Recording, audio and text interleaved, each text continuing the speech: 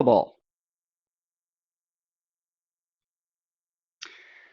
quick disclaimer, might I say, any mention of any trade names, products, or businesses that I'm saying here today are for illustration purposes only and does not constitute an endorsement by the Construction Safety Council or the National Safety Education Center.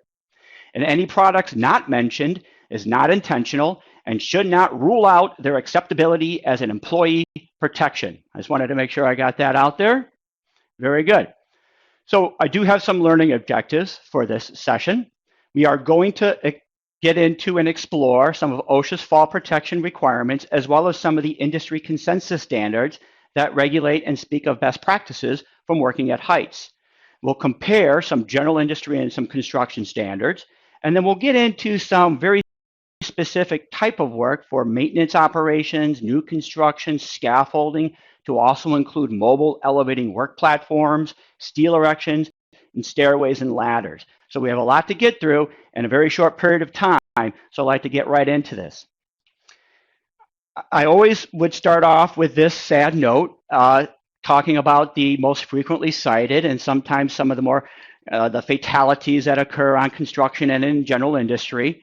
And these are just for construction industry sector of contractors. And you can see there what the most frequently cited OSHA standard is. And we all know that falls and working at height is a high priority for OSHA and for businesses all over the world. But it is the #1 OSHA citation by far. You can see that duty to have fall protection is the #1 cited standard for construction, nearly bringing in almost $40 million worth of revenue. And I could see that money going to better places and training and equipment rather than to the federal government. But not only that, look at the second most frequently cited OSHA standard. It says general requirements under 1926-451. But those general requirements are about scaffolding. So it's no guardrails or not being fully planked or not having a ladder. And this is all work at height and exposure to falls. What's the third most frequently cited OSHA standard? Look, ladders. Yes, so ladders is the third most frequently cited. And the fourth one says training requirements, but not just any training requirement. It's a very specific training requirement for fall protection or lack of fall protection training. So OSHA puts a high priority on doing fall protection inspections. Falls are one of the leading causes of death in industry. So as an employer, we should put falls or work at height at the highest priority in our inspection and enforcement and training programs. I'm going to help you with that today. So we'll run through some OSHA requirements and standards here. And when people talk about fall protection, especially in construction, what they usually speak of is what is called subpart M. 29 CFR 1926 subpart M are the requirements for fall protection, which covers the most of the exposures that you're going to see on a job site. But there's others as well. We're going to get into scaffolding. Scaffolding has its own very vertical or specific set of rules when you're working off of a temporary elevated work platform. You also have the unique work associated with steel erection and the connectors and the people who are laying that metal deck. So there are some fall protection requirements that are not like scaffolding and general fall protection or walking working surfaces that you might think. You have stairways and ladders. You have then general industry. And so when you're looking at fall protection, OSHA standards and requirements, and you're trying to get your mind wrapped around, well, where are all these things coming from? These are where you're going to start looking at. You're going to look at the fall protection requirements, scaffolding, steel erection, stairways, ladders, and then general walking working surfaces for general industry. So those are the OSHA standards requirements. And then now there's what are called industry consensus standards. And so the American Society of Safety Professionals write and publish and have listed under the ANSI catalog of standards what is called Z359 and A1032. So the A1032 or the A10 series of standards specifically addresses fall exposures in construction, and then the Z359 series of standards was originally written for non-construction activities, but really the Z359 standards have evolved quicker and more people speak about the Z359 more so than the A1032. And especially those people who are in the manufacturing of fall protection systems, they and are the distributors of the equipment, their world is all Z359 compliance. So I'll talk a little bit about these as well, but these two standards are real important for moving forward and understanding what is expected and best practices for fall protection. So here's one under the Z359.0. This is a free download, and it gives you the definitions and nomenclature that is used in the fall protection discussion. So you should go and have access. Everyone has access to this document. Download it and have this incorporated into your terminology and start using these terms when you're having your meetings and you're planning and managing fall exposures.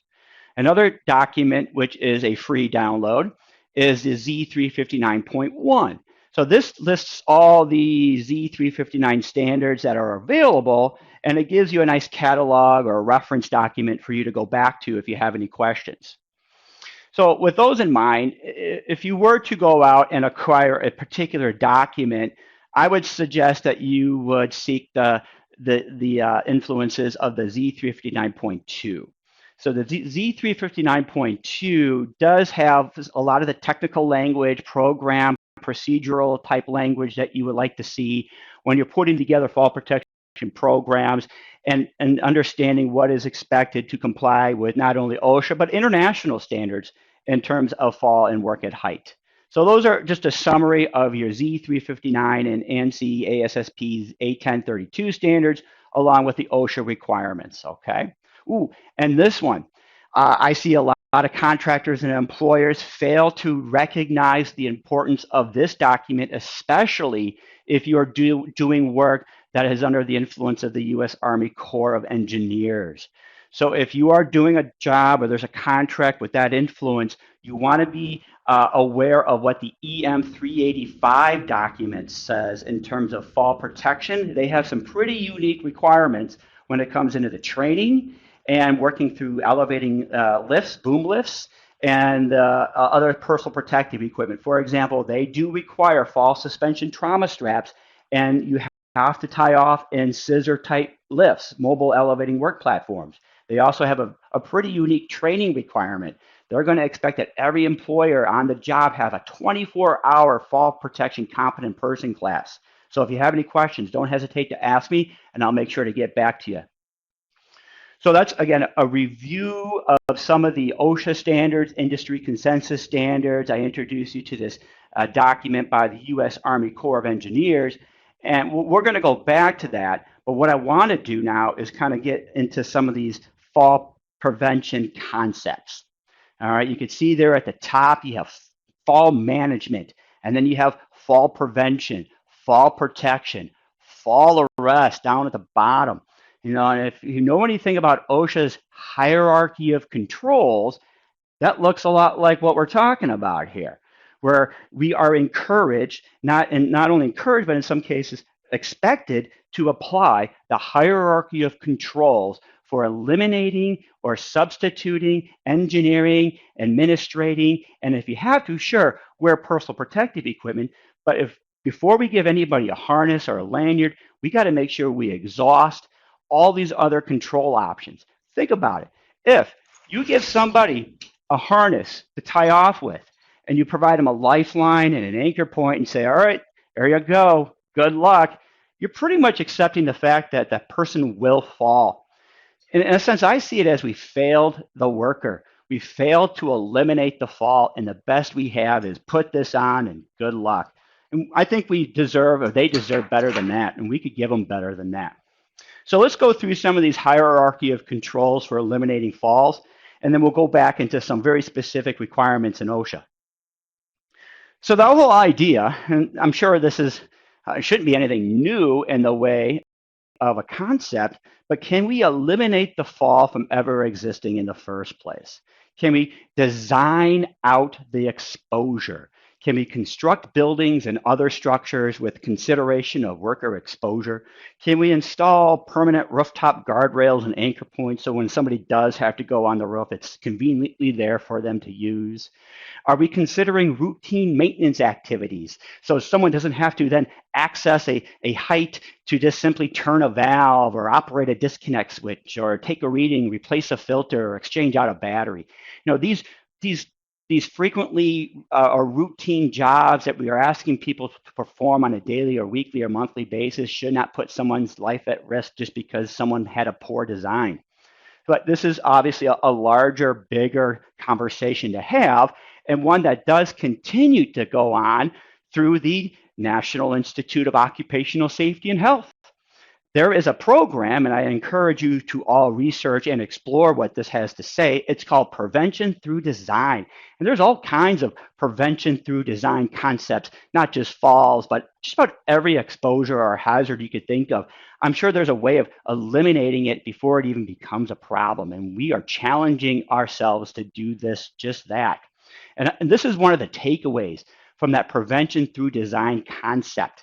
It's safety payoff during the design of a project or building or structure.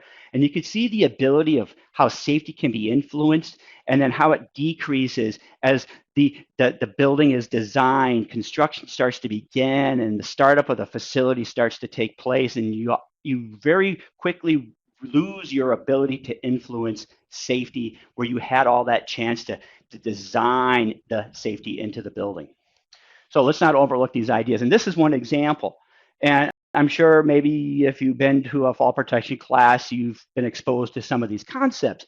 But can you make sure that parapet walls or pre-drilled holes in steel, and again, making sure that conveniently accessed service and maintenance equipment are available without having to leave the ground or leave work at height in some way?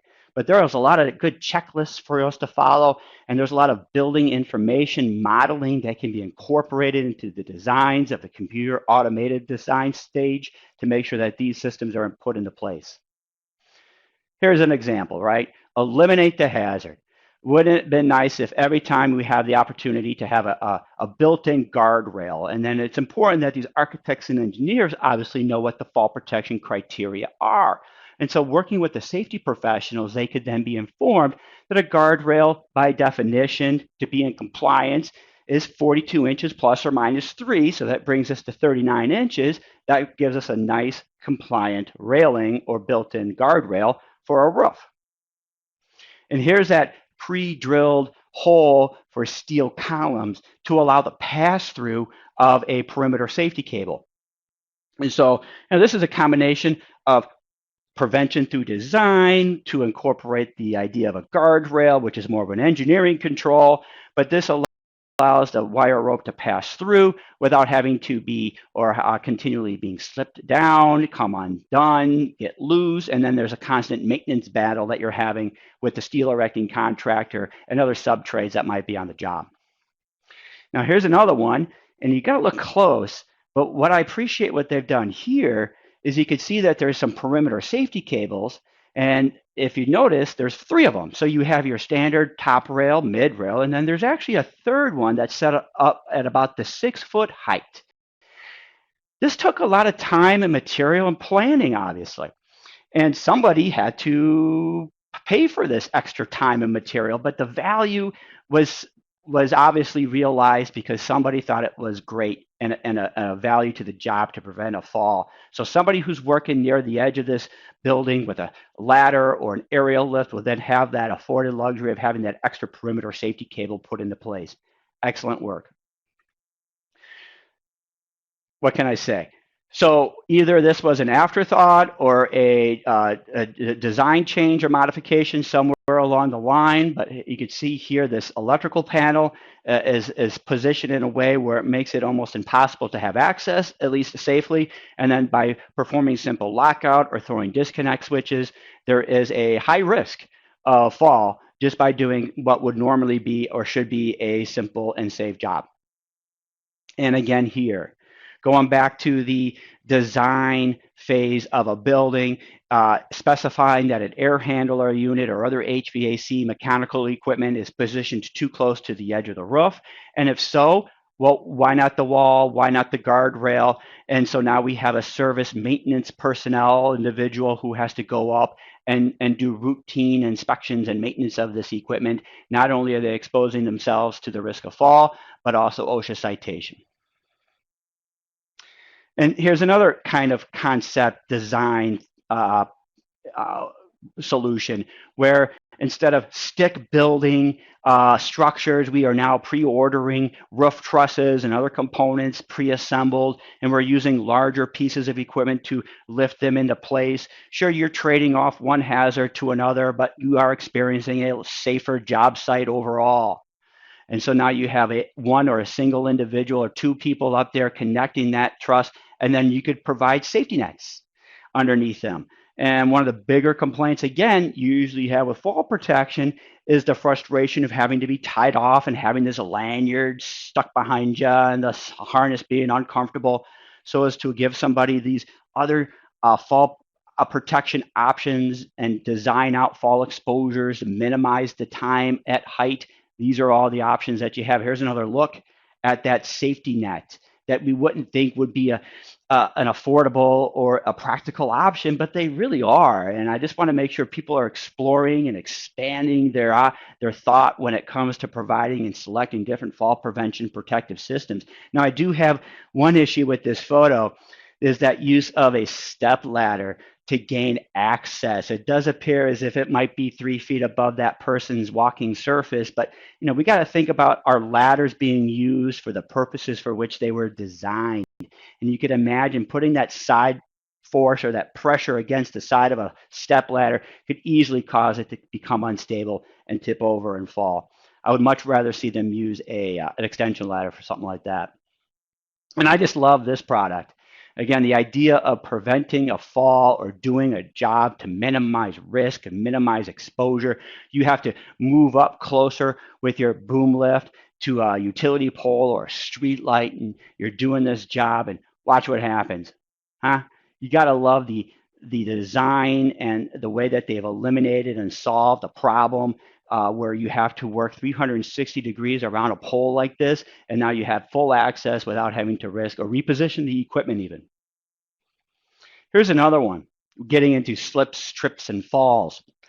These electrical conduit stub-ups or utility stub-ups of any kind. They're like little landmines that you'll find all over the job site.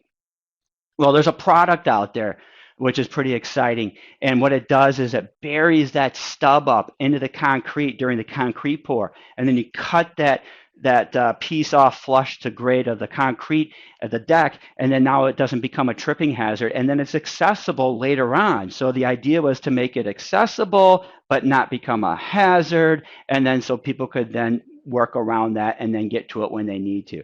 Again, there's great ideas out there, and the process and the concept is called prevention through design.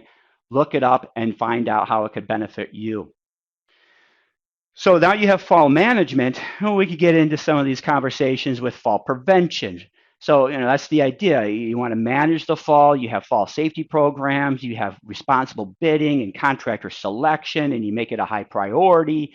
And then we're trying to engineer out the problem, prevent the fall through conventional passive means. And that's a term that is often used in fall protection conversation. Conventional passive systems, guardrails, hole covers, primarily.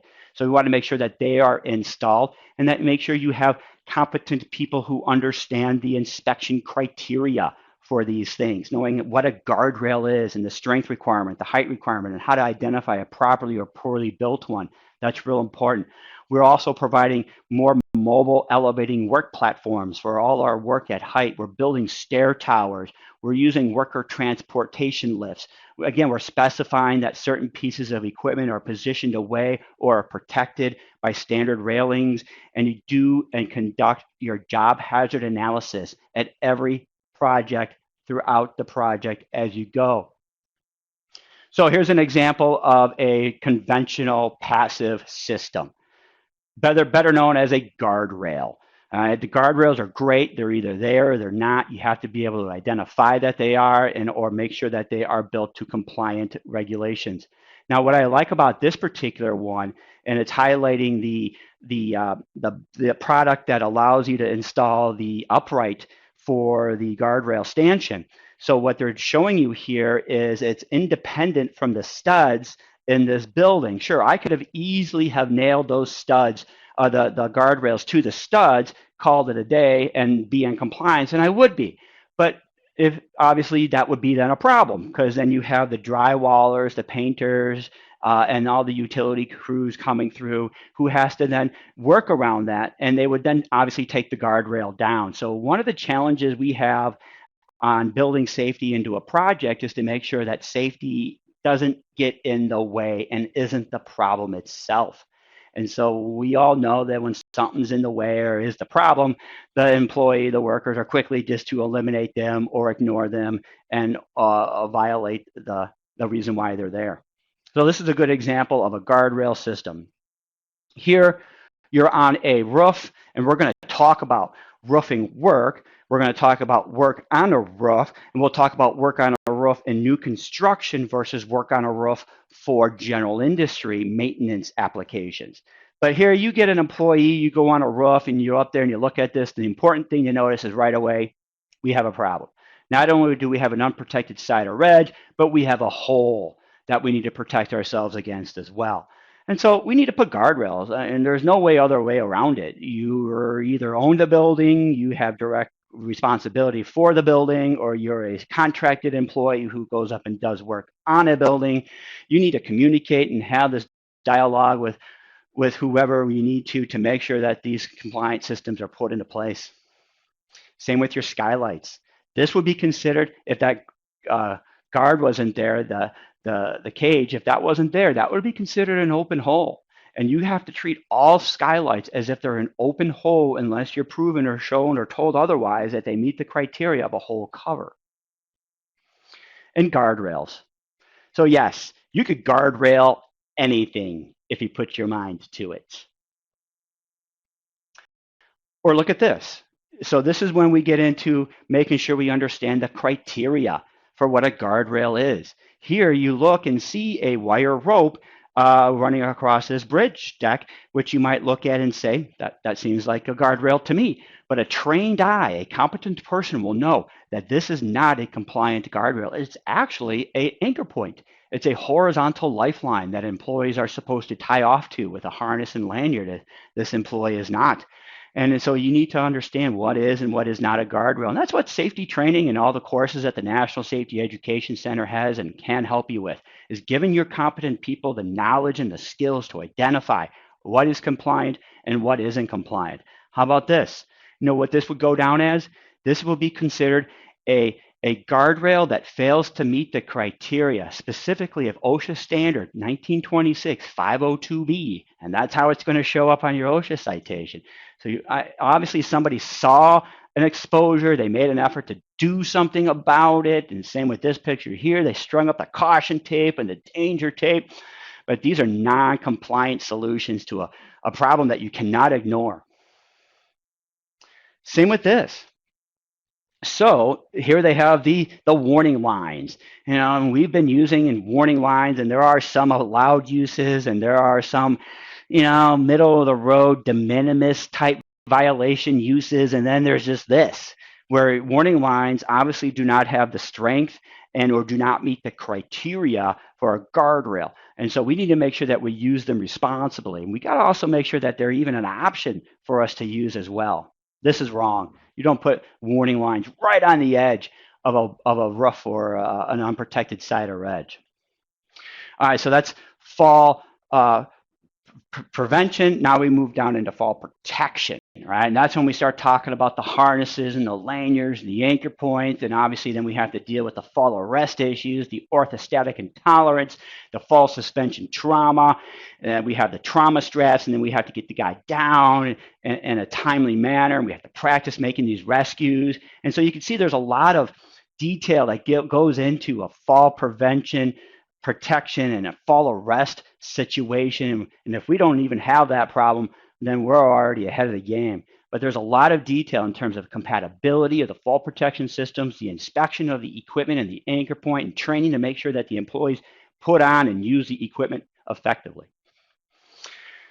All right, so that was quick, and I just wanted to make sure I covered that concept, that hierarchy, and it does play right into the OSHA standards and the requirements because we are expected and to engineer and control these things and not just simply put on PPE as we all have maybe grown to accept as the solution, which it shall not be the quick and easy solution. All right, let's get into some of these different scenarios now. And so when I look at work at height and fall protection standards and what our compliance options and responsibilities are, well, it kind of breaks down like this. So you have general industry, you have construction, and then you have different times in which you're exposed and how close are you to the edge and what are you doing and what kind of a trade do you identify yourself with. Obviously, if you're a steel erecting contractor, you know what I mean in terms of some of the exemptions they have for subpart M. You're working off of a ladder or stairway or scaffold or near a trench or an excavation. You know, they all have very unique and specific compliance options that you need to be aware of. So let's start with general industry subpart D. That's not construction. It's maintenance, such as reading meters, testing, troubleshooting, turning valves, operating disconnects, maybe applying a lock for lockout, tagout, replacing filters or batteries, just gaining access or egress to an area, or general housekeeping. You know, but if it looks like and it smells like construction, it's probably construction, and you should then look for those compliance options somewhere else. But here, if it's not, it's general industry, maybe you could explore what subpart D has to offer. So within subpart D, general industry, so if you're satisfied with the idea that, yes, this is a general industry exposure, we're a general industry facility, this is my general industry employee, but even so, they could still be doing construction type work. Then you start asking yourself, well, what are they exposed to? So within the scope of subpart D, you have all these very specific kind of exposures. And so the thought process and the JHA process is identifying construction, general industry, and then what are they working on or around. Remember, to be compliant, and in the perspective of a compliance officer, you see an employee doing a job exposed to a hazard. And then they have the burden, and as all we do too, as safety professionals, is to identify a scope and applicable standard for which to guide us to make good decisions based on the hierarchy of controls. That's the way you do it. So this came out in 2016, subpart D, if you haven't been up to date on the release of this particular standard. And when it came out, what it did is it really brought general industry up to construction's standards. And it's usually the other way around. It's usually construction's lagging behind the general industry, but not in this case. So in 1995, fall protection requirements came out in construction. And then in 2016, they had a chance to revisit and look at the requirements under subpart D. And what they've done is they incorporated all the new Z359 standards. They brought up the training and the requirements similar to that you would find in subpart M. And it also eliminated the existing mandate to use guardrails as the primary option. And it does now allow the use of personal fall arrest systems, because the idea was this. In general industry, no one wore harnesses or tied off with a lanyard to an anchor point. That was something that construction workers did. But that wasn't true. You know, in all industries, people found the need to put on and don a harness and tie off for whatever reason. But now they have allowed this. And it does also allow for these somewhat non-conventional systems, which they call designated area. And you're going to see a lot of terms thrown out there between general industry and construction industry and the steel erection standards about what a controlled access zone, a designated area is, a controlled decking zone. All you're trying to do is identify a very specific area of a project or a job or a work site and an individual or some individuals who are exposed, and then they're working in this area where they're not tied off necessarily with a physical harness lanyard, or there is no compliant guardrail. So you're using warning lines or safety monitors or just overall training and awareness. All right. So within subpart D, you have the definition of fall protection, which is anything that could help you prevent you from falling, or if you fall, it mitigates the effects of such a fall, such as a lanyard that decelerates and minimizes the forces on the body and then allows time for you to be rescued. So that's fall protection. And then here, this gets even deeper. Now we're talking about personal fall protection systems. And again, I would assume that most of us here today know what a fall protection system is, a personal fall protection system. And Subpart D defines it in the general industry standard as a personal fall arrest system, positioning system, or travel restraint system. So that there's a term that has now emerged and has now become a part of our vocabulary. It's called travel restraint. Maybe you've been using this term, and I have too, but maybe you refer to it as fall restraint. But the term is travel restraint. More on that in a little bit, but this is obviously a concept or an idea that limits the travel so you don't go over the edge, in which case you're never exposed to a fall, which then you don't have the complexities and the issues associated with fall arrest. That's great, right? You don't want to fall. You don't want to go over the edge. So restraint is the word. So I kind of I get into this a little bit, and so I go through all the different codes, requirements, and federal registers and the support documentation, and I'm like, where does the word restraint appear?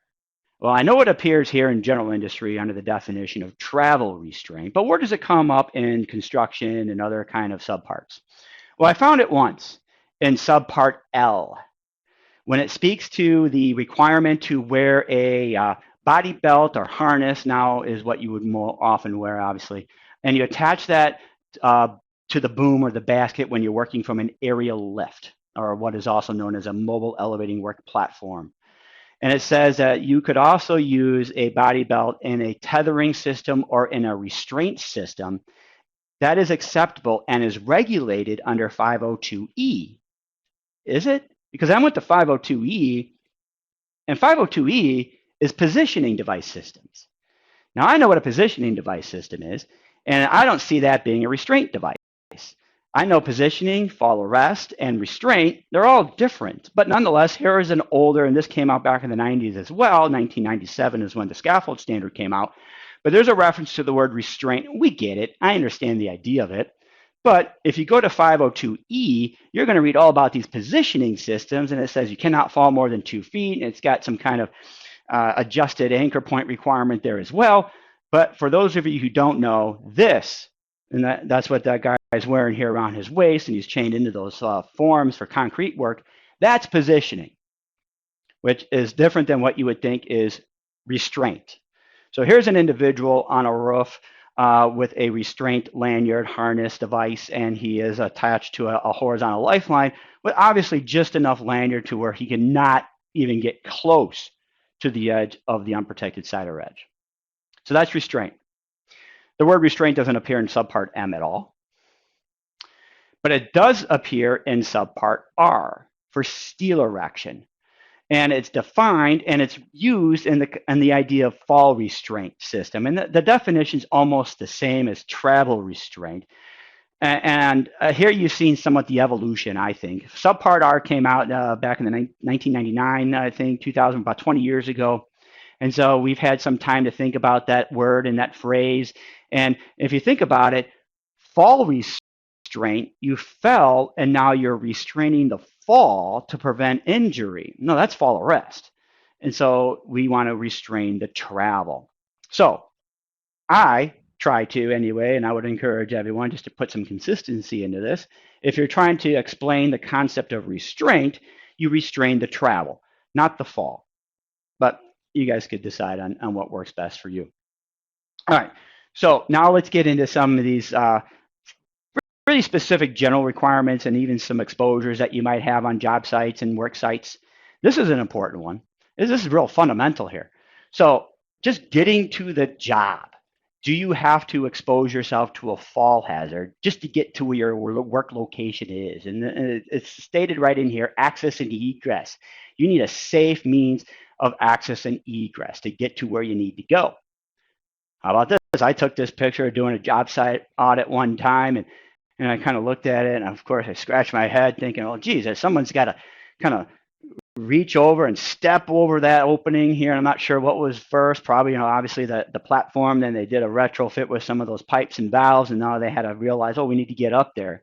And then so here's an exposure or an unsafe means just to get to the work. Same with this person. I remember following her around, and she was showing me what she does and where she goes, and she was so proud to get her cinder block out and step on it and walk up there. And I just had to, obviously put a stop and make a comment in terms of my audit and say, well, we need to obviously devise and design a better way of access for this. And then here's another one: inspection and maintenance. So you could see here a walking working surface. This is very similar to what you just saw with that step up. And you can see some valves, and there's a pretty big pit there. And this is like a sump pump pit that they have. But again, somebody recognized a fall exposure. They had an opening. The guardrail is down or it's damaged. And so they took some red danger tape and they put it up. I appreciate the effort, but what we need is to comply. We need to have a solution that is compliant with the guardrail criteria. We need to make sure that our employees understand what that is. So we don't have all the time to get into each of these, and I do want to move on with fall protection and construction as well. But let's look at some of these unprotected sides and edges. Fixed ladders, which is an often question I get in a conversation we're having more and more, and then work from low sloped roofs. So we have unprotected sides and edges. So this is the 4-foot rule. Sometimes you hear in general industry it's 4 foot, in construction it's 6 foot, in scaffolds it's 10 foot, in steel erection it's 30 feet or 25 feet, in ladders it's no feet. Well, here's the rule that establishes the 4-foot rule for general industry, right? So you have an unprotected side or edge, and think about it, that could be just about anything you can imagine. And we have our compliance options: guardrails, safety nets, personal fall protection, fall arrest, travel restraint, or positioning. And then each of those have their own very specific criteria that we need to be made or know so we could go out and make a good inspection of this stuff. So there's a guardrail, and I kind of drew those in. I don't know if you could tell. But this is very common to go into a warehouse or a facility where there's some kind of elevated garage area, and they have stuff up there. It's obviously that people are putting stuff up there, and they're going up there and they're retrieving this material, this stock or this supply, and there's just no guardrails. And that's real easy to fix. Is just to kind of get some material up there and have those guardrails installed, and it becomes a non-issue. How about these fixed ladders? Now, this is something that's going to come up. If we're thinking that this is way off into the future, if you know anything about the fixed ladder requirements that took effect in 2016, or now starting in 2018, and soon to take full effect in 2036. So there's some planning for you. But make sure that you do have your fixed ladders conversations starting, and you start to budget the installation of a ladder safety climbing device. The allowance of the cage is not going to be an accepted option. You can still have the cage, but there's even conversations that I've been involved with where is the cage then in the way of these fixed ladder climbing devices, and should they or should they not be removed? But come 2036, we must have all our fixed ladders installed with a ladder climbing device, which is something that you position yourself into, climb up the ladder. So that's at 24 feet. So when you are 24 feet above a lower level. And so here's the evolution of the compliance options. And of course, I've been in a number of conversations, and maybe you have too. So you have this ladder, and it's 24 feet to another platform. And then from there, you have another 24 feet or less than. And from that level to this level, it's not 24 feet, but the total climb might be more than 24 feet. What do you need to do? All right. I mean, you might have asked that same question yourself or explored it. Well, it says that the platform must be a large enough platform to reasonably catch the person if they should fall. And I got that from this letter of interpretation. So there's a letter of interpretation that came out in June 22nd, 2017 that asked that question. And their scenario was that they had a platform, if you read down to that second paragraph there, their platform was 2 to 4 feet in width. And what the response was that, well, that's not enough. Imagine falling 20, 22 feet onto a platform and you're trying to hit a 4 foot wide a 4 foot wide little platform, and you're obviously going to miss that. And so they're suggesting that's not big enough. Well, what is big enough? I'm sure you're asking that because you have this offset platform, or you have, in this case, it's pretty small, but this one has a ladder climbing device, both in the ladder taking you up to the platform and then also on the ladder that takes you up to the roof. So this is apparently a compliant solution for fixed ladders because of the ladder climbing device that you see. All right. So what I try to do is look for guidance. And although it doesn't apply, because I'm bringing in now a reference to safety nets. I don't know if you know about this one or not, but there's a requirement under 502C2 that says safety nets, depending on how far you're going to fall into it, how far out does it have to stick out? And so if you're looking at a fall of more than 10 feet, that safety net has to stick out 13 feet. Just think about that. I'm not saying that this is what you have to all run out to and start doing, but if you're looking for some guidance, and so if anybody comes back and says, well, did you do enough? You did something, but it wasn't enough because someone got hurt, and now you have to defend what you did. Well, this is one thing that's out there. So, and this is, I know employers are doing this. I know fixed facilities are doing this, where they have a fixed ladder on the side of a tank or a building, and let's say it's 25, 26 feet. And so, boy, only if this was only 2 or 3 feet shorter. I know I'm going to build a platform that takes you up to the first, second, or third rung of that ladder. Now that's the lower level. So if someone falls, they don't fall more than 24 feet. And then I could say that that fixed ladder is not more than 24 feet tall. But the overall height is 24 feet. Fine. Now, how wide does that platform need to stick out? Because if someone's going to fall, how do you know they're not going to miss the platform? Maybe it suggested that platform stick out 13 feet. Now you're looking at that and saying, oh, geez, I didn't think I would make a platform that big. Or now that kind of offsets the cost. I might as well just put in a ladder climbing device. I don't even have 13 feet to put a platform like that in.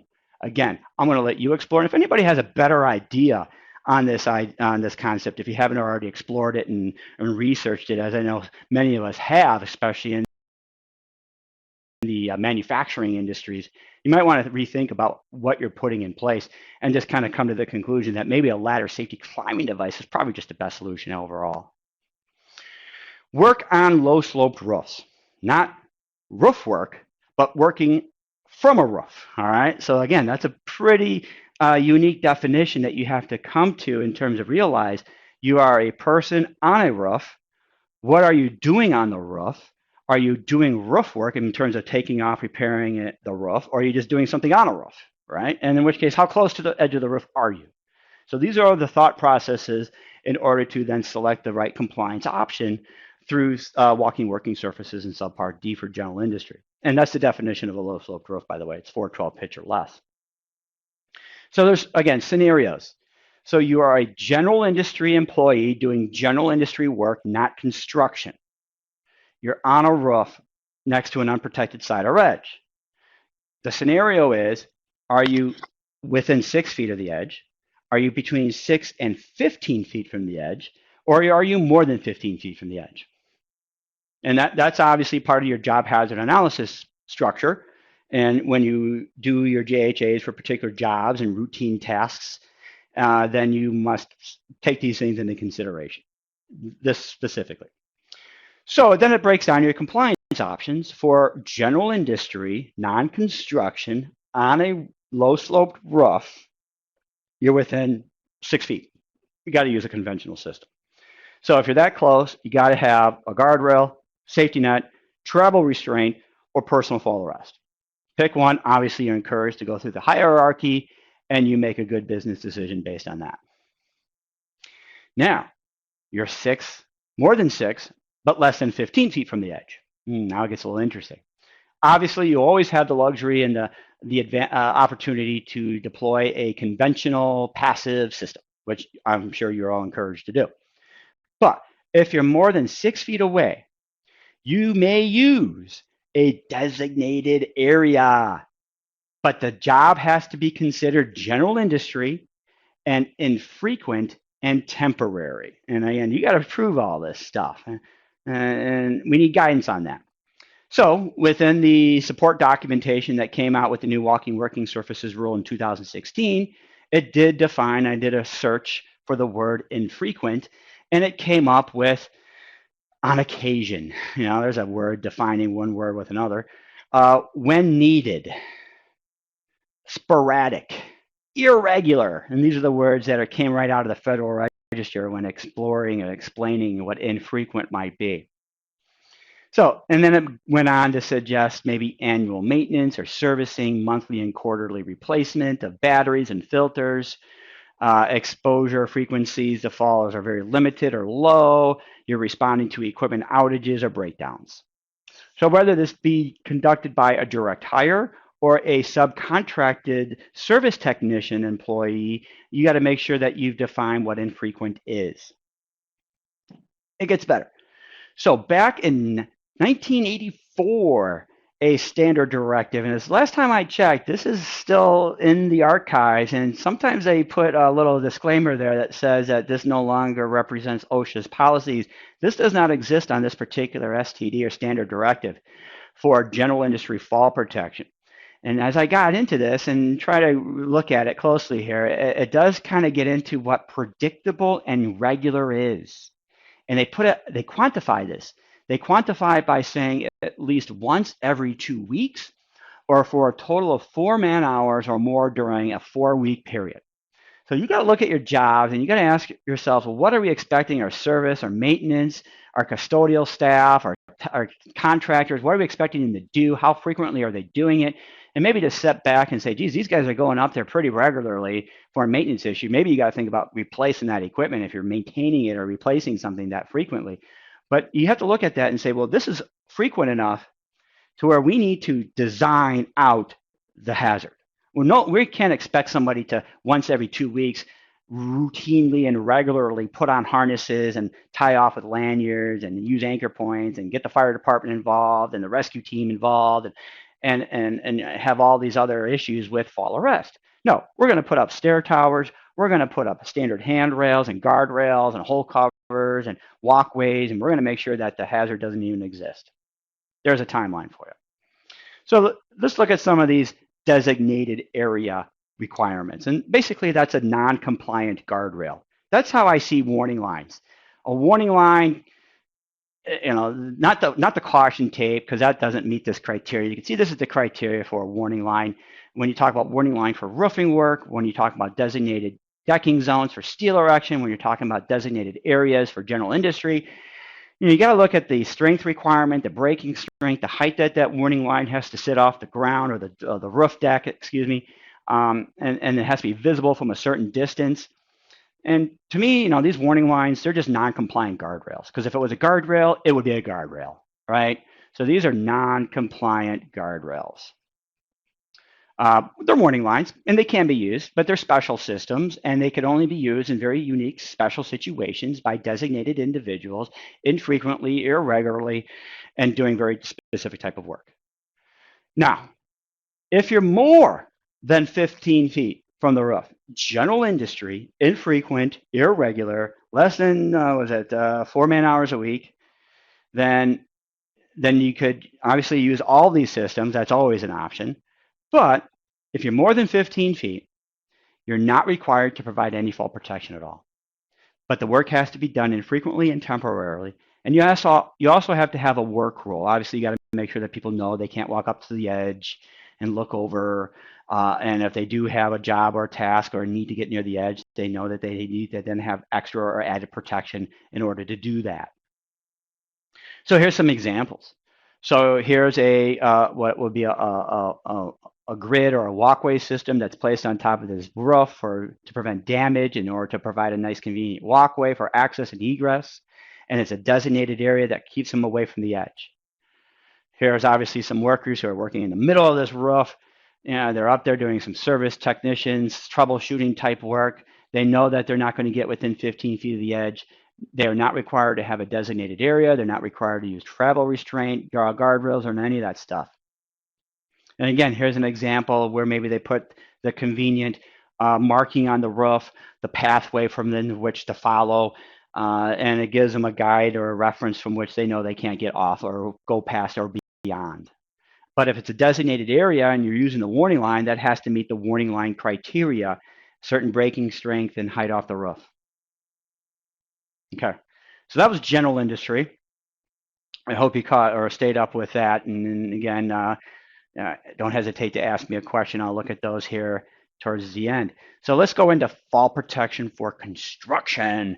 And just like general industry, you have all these real unique exposures that you might find yourselves in, and you need to understand what kind of exposures you might have on a particular job.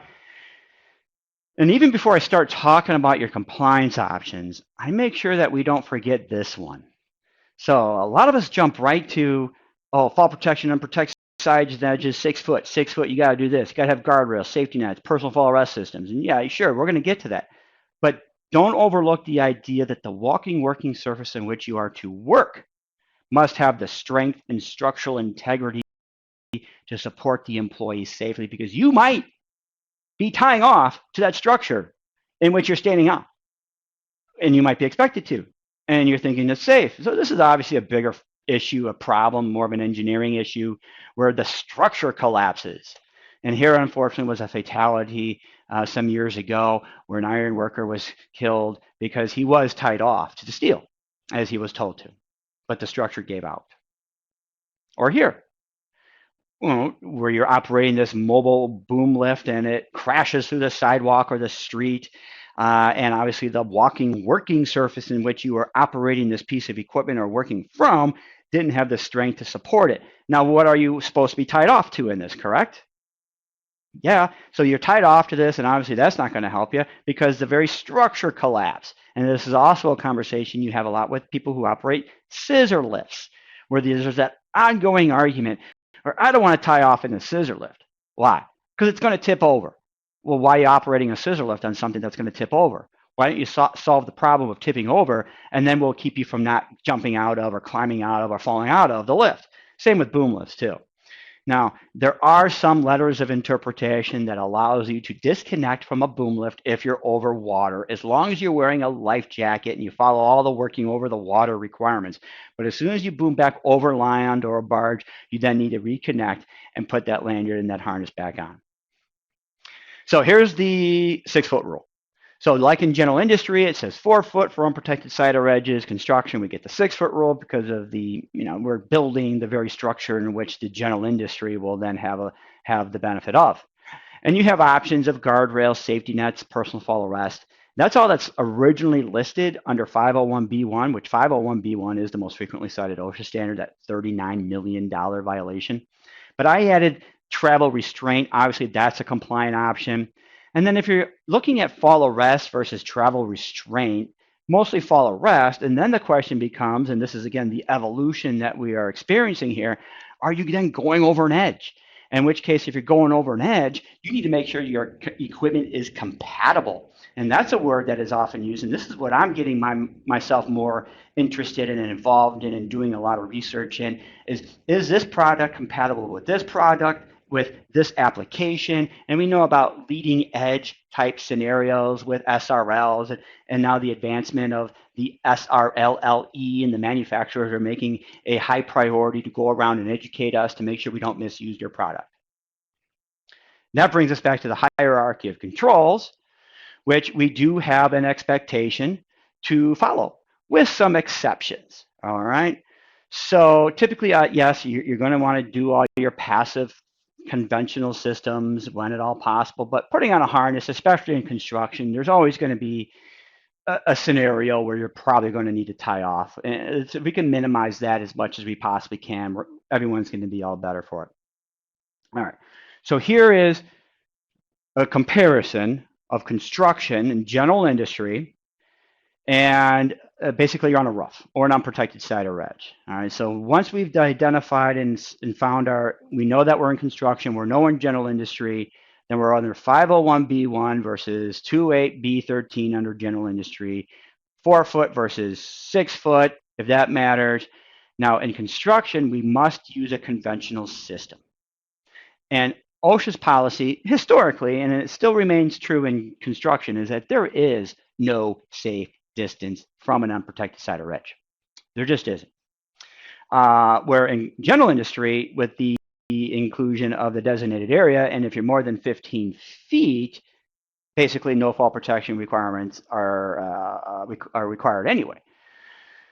So in construction on a roof, not roofing work, but on a roof doing work, you have to use a guardrail, safety net, or personal fall arrest system. And in general industry, we have that written language in the regulatory text that allows us to use a designated area or nothing at all. Okay. So if you're not going to use a conventional hard system, but one of these soft systems, we call them specialized systems, warning lines, safety monitors, controlled access zones, fall protection plans. Typically, we got to prove infeasibility with the exception of roofing contractors putting on, taking off the roof. They do not need to show infeasibility. They could go right into using a warning line, positioned a safe distance away from the edge, and then also include a safety monitor with that. So these are some of the scenarios that a contractor in construction might find themselves in, and in which case maybe it's just not possible to use a guardrail, or it's not possible to tie off because of the anchor point restrictions that you might have. And you're going to find a lot of people arguing that, and I, for one, will argue with you that there are product available that allows you the opportunity to tie off or use guardrail or a real system. But within subpart M, they do allow the specialized systems when you show or prove infeasibility, and you have to do that through a well-developed fall protection plan for leading edge, overhand bricklaying, precast, and residential. Or roofing work, you don't have to show infeasibility. You just use the warning line and safety monitor. Then we get into other unique scenarios such as wall openings, which is your classic window, the installation issues of where the window has yet to be installed or has been taken out for whatever reason. Now you have this opening, and so now you're looking for a compliant guardrail. But if that windowsill is 39 inches, you have a compliant guardrail. In this case, you don't, so they added the extra railing in there to make it compliant. And then here again, this is the chute opening. Somebody had to take their wheelbarrow and walk up this platform and then dump the wheelbarrow. Obviously, they're exposed now to a significant wall opening, and there's just wall openings all throughout that structure. That windowsill is not 39 inches tall. Don't confuse a wall opening for an opening. So here's an opening, by definition, is 30 inches or more high, 18 inches or more wide. Whereas a wall opening is more like a window knocked out where they're looking at the height of that little windowsill may or may not be in a compliant position. So when I look at openings, I look at studded walls. All right, so you can see a window, you can see studs. Now, if typically you're working on 16-inch center studs, that is not more than 18 inches, so you don't have any openings. But there is apparently underneath that window there an opening that might be more than 18 inches. Now, this looks like it's also on ground level, so maybe it's a non-issue. But if this was on the second floor and you have this studded wall and you have studs at more than 18 inches on center, you have openings. Especially with some of your metal studs at 24 inches, you have a lot of openings that meet the definition of an opening that need to have compliance issues addressed with it. All right, the construction, now we got steel erection. Again, if you're in the steel erection industry or business and you're a contractor who works with and around, or you are one, you know the hazard is real and that you have to have a high level of training and skill and experience. You have to go through a multi-year apprenticeship program, work under the direction of a highly skilled and trained journeyman just to get to that connector level and or the awareness level of that. Make sure that you do have highly trained steel erecting contractors, and they have steel erection training, and that they provide steel fall protection to your steel erecting contractors and all the employees. And there's certain trigger heights that kick in. So you got to provide fall protection. Now they might have the option of using it or not using it, but not at 30 feet. They have to use it or 2 stories. And this is another thing that you want to make sure you address with your fall protection issues with steel erection is the custody of fall protection. And because when you have steel erecting contractors and they're putting up the perimeter safety cables and then they transfer that responsibility over to a general contractor, it's important that they transfer that inspection and maintenance responsibility as well. There's a very important requirement that establishes that responsibility. And then again, identifying what an anchor point is versus not what an anchor point. So here, this guy's tied off to a perimeter safety cable. These perimeter safety cables are not anchor points. Unless you're specifically told that they are anchor points, they are not. All right, here's another one where they found this SRL attached to the top perimeter safety cable of a steel structure, which is obviously being used as a guardrail. So this is a guardrail, not an anchor point. So real quickly, I just want to finish up here with subpart L and then talk about X. I know I'm kind of getting long here on time, but with scaffolding, you have all these issues associated with scaffolding work, and it takes a competent person who's qualified in inspection and building and dismantling and scaffolding, and they must know that fall protection is a high importance, and that doesn't kick in until 10 feet. So you have fall protection requirements for scaffolding that kick in at 10 feet, which is different than general walking surfaces in construction and general industry. They have all these frame scaffoldings on screw jacks and casters or wheels. And so here's a nicely built scaffold with a top rail and a mid rail and an access ladder and a swing gate. These are any one of these things not there are what is causing these scaffolds to be citations issued. So no guardrails, not fully planked, not having a ladder, and these are all issues of fall protection and fall hazard violations. This is a stair tower, which are great for the substitution of ladders to gain access to and from. You have very unique requirements for ladder jack scaffolding and pump jack scaffolding and swing stage or 2-point suspension scaffolding. These all require very specific fall protection and prevention methods. And also mobile elevating work platforms.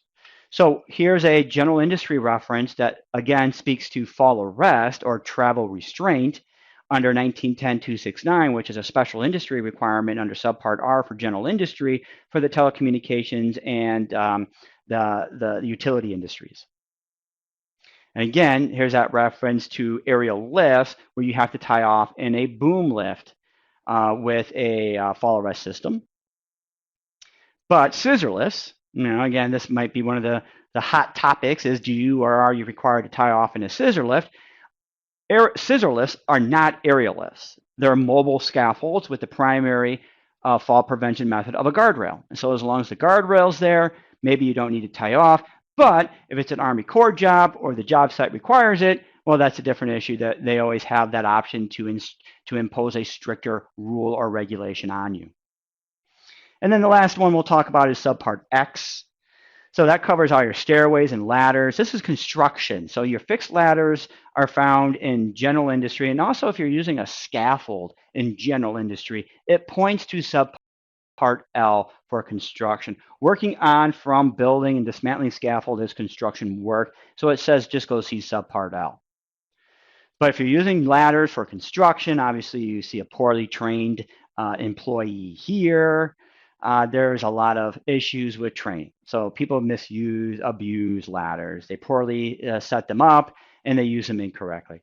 And so the examples continue. And so this is the training requirement. And if there's anything that gets cited more often within subpart X, it's just a lack of training because it's easy to cite that if you see somebody using a ladder incorrectly. So there's the specific training requirement. And then we have the construction of your stairs. And so if you're allowing foot traffic to take place on stairs that have yet to be fully poured with concrete or be constructed, we got to make sure that we do not allow that unless we install and fit temporary treads and landings with material that is long enough to fit the entire length of the stair tread. Okay? And handrails too. And that goes back to this. We can't forget handrails on our stairs, even if we're allowing them for temporary use. All right, so I just went through quite a bit, and there's a lot of references there to OSHA and consensus standards. And for more information, you could always contact us at the National Safety Education Center or the Construction Safety Council. Make sure to sign up for those fall protection classes that are available through your catalogs. And you could always refer to OSHA at their website and other fact sheets and study guides that they have as well. The boom lift and scissor lifts Okay. require to be an annual So are there inspection. any What specific does the questions inspection that I could consist answer for of? somebody?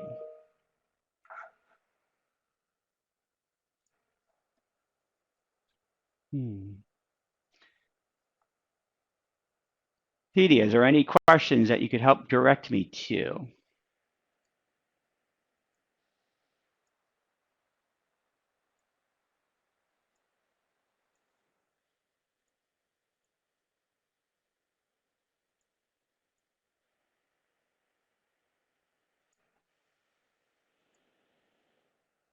All right. So yes, they need evidence of annual inspection. There is a list of inspection items that you would find in the ANSI standard, which is published by the Scaffold Industry and Access Association. You would want to find the detailed explanation of those inspections. Also, you want to look at the manufacturer items that you find in the operator's manual. And so the manufacturer will list specific items that need to be addressed in their annual inspection, and those items are also addressed in the SI Scaffold Access Industry Association SAIA standard for mobile elevating work platforms. Fluid levels, tire. Go on.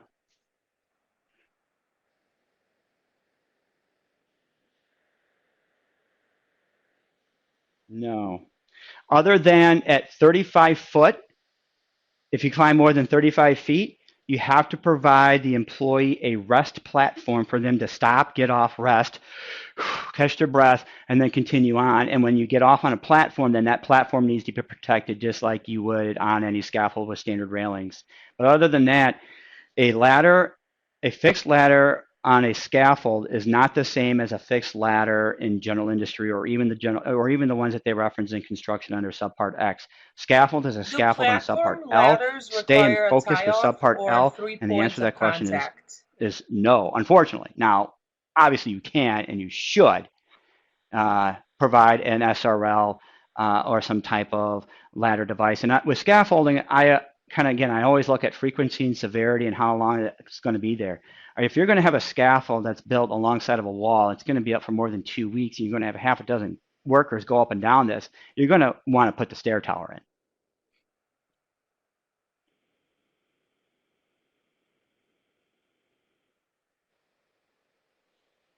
in.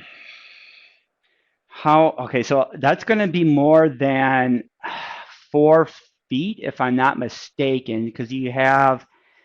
So I'm assuming that this is a platform ladder that is more than 4 feet, in which when you get up on that platform, you're going to be surrounded with a standard guardrail.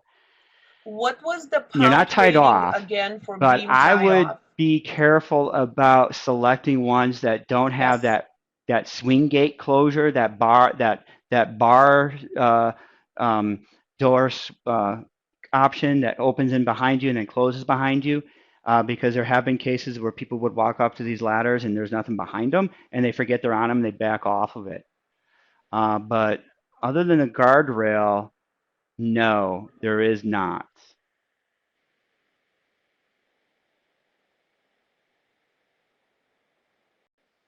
Beams? You said beam tie off? Well, an anchor point. The anchor point must meet the criteria of the requirements listed in 502D15, I believe it is, and it's going to speak about 5,000 pounds or maintain a safety factor of at least 2. I believe that's how it reads.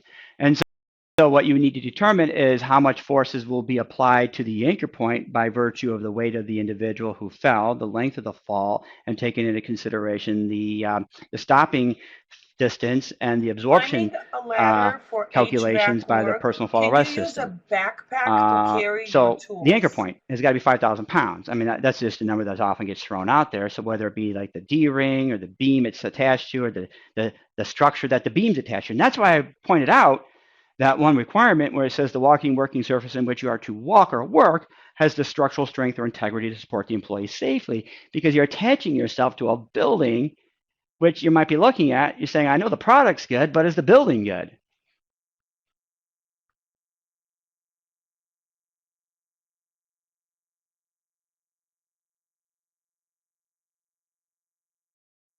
Yeah, you can, and they do sell them, and they're pretty good.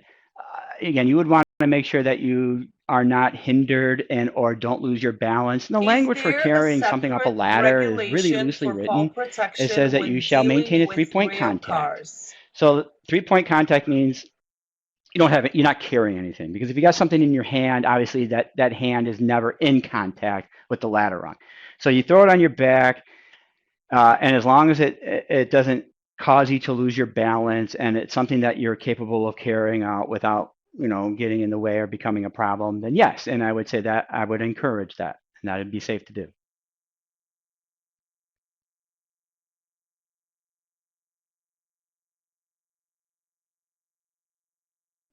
Okay, if performing general industry work Mm, on scaffold and the no railroad anchor industry, point huh? is available for tie-off, can Uh, workers tie off to the I scaffold? don't know that for sure, other than anything that might be specific or enforced down by the railroad industry. Um, Other than I would look at that as a general industry walking working surface, unprotected side or edge of more than 4 feet.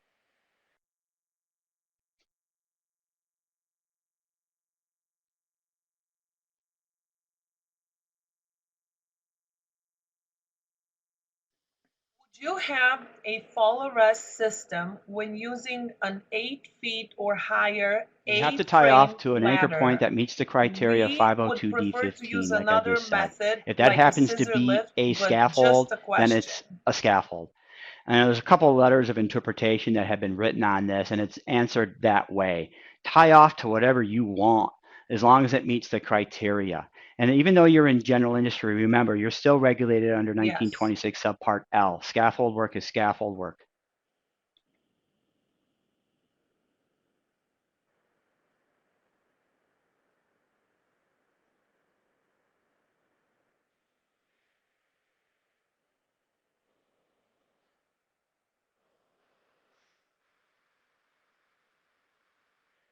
All right, so they want to use a ladder, and they want to tie off from the ladder. Is that how they want? But they want to know what else is out there as far as a product goes. Hmm. Uh, yeah, try to get off the ladder. That would be great. And you're not going to solve that easily or quickly if that's the culture and the Are type of you work that you're permitted to doing. send us the But there's a PowerPoint lot of slides? Yes, you will lightweight, be low notified when cost PowerPoint slides are lift available for you. pods, how they might be called. I know JLG's got them, Rolling stock is Genie's not got covered them. There's a under couple other different Subpart D. manufacturers The out there, and general they're trying duty to give you clause ladder can be used alternatives. if the access point So these is things in a break down, they fixed fit through a location. door, There is a they don't have a letter lot of of load ratings interpretation to on them. this. And I Mary would, instead Bauer. of trying to get a big, heavy scissor lift, and again, I would try to explore some of these lower cost, lightweight And Mary options. also sent us the link, which is www.osha.gov /laws regs standard interpretations /1996-10-18. And that's Very nice. Thank you for sharing that, Mary.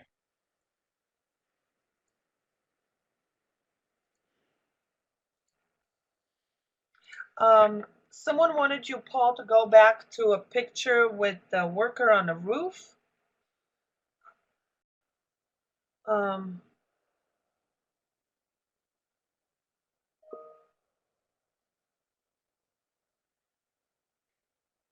but there's no question about it.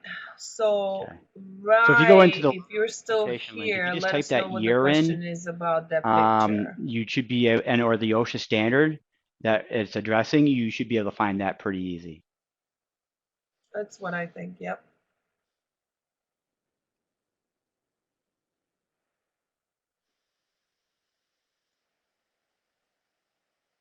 Mm.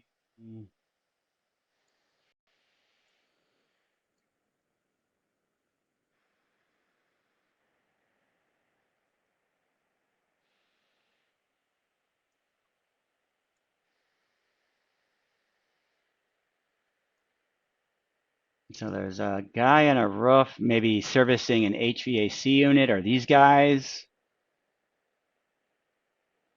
And I showed a few of them. These are all the So questions yeah, these I guys are in had the middle of a roof. They might submitted. be servicing an HVAC unit. One of the questions I would start first asking is this new construction, is a complete new install? Are they pulling out a compressor or motor and they're putting in a new one in? That's not maintenance, that's new construction. But if it's just maintenance, troubleshooting, diagnostics, testing, battery filter type work, then it's general industry. The next question is how far away from the edge they are. Is it 6, 50, less than 6, between 6 and 15, or more than 15? And then from there, you can start exploring your compliance options.